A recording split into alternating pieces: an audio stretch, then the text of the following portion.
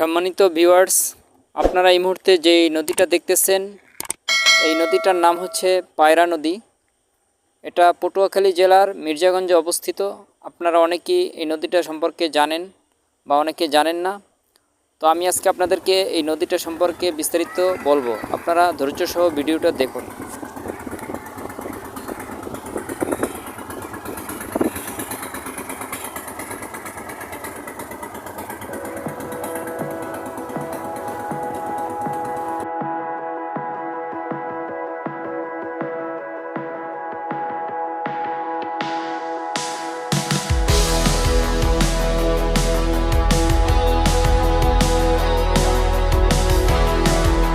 তো ভিউয়ার্স, এই যে দেখুন পানি কি সুন্দর মনোমুগ্ধকর ঢেউয়ের আওয়াজ। সামনে আপনাদেরকে আমি বিস্তারিতভাবে জানাবো।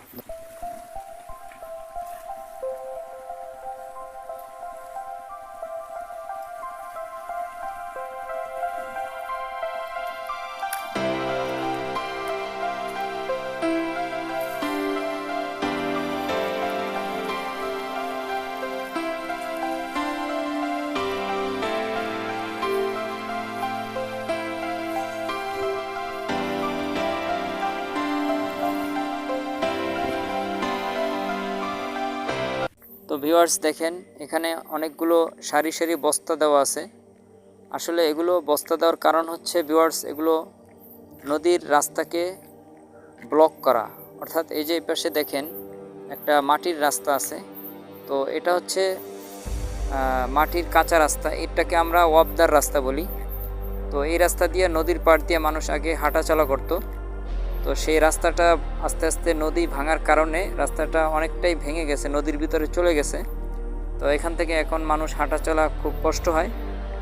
হ্যাঁ, সেজন্য ওই পাশে আরেকটা নতুন রাস্তা বানানো হয়েছে এবং ওই রাস্তাটার পাশেই এরকম বস্তায় বালু ভরে নদী মানে রাস্তার পাড়টাকে ব্লক করে দেওয়া হয়েছে যেন নদীতে আর ভেঙে না যায়।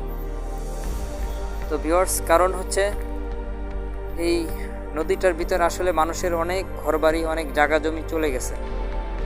এই যে দেখেন নদীটা কত বড়, আপনাদেরকে আমি দেখাই নদীটার ভিউ। এই যে দেখেন কত বিশাল নদী, কত বড় নদী।